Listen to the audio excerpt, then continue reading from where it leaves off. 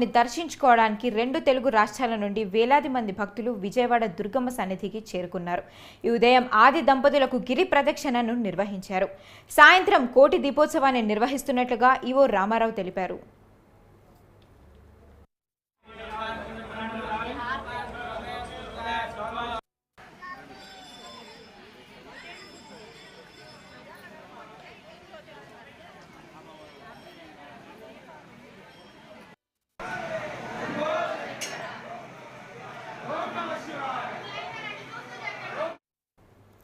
కార్తీక పౌర్ణమి సందర్భంగా ఇవాళ తెల్లవారుజాము నుండే భక్తులు శివాలయాలకు చేరుకొని దీపాలను వెలిగించి స్వామి ఆలయాల్లోని శివుణ్ణి దర్శించుకుంటున్నారు.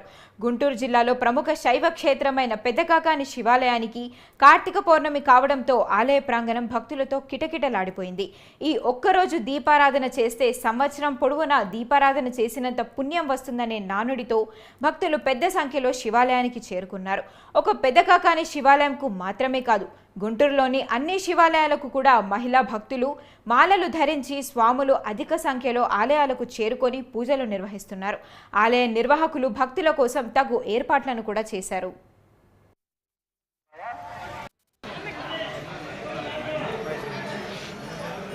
దండం పెట్టుకో.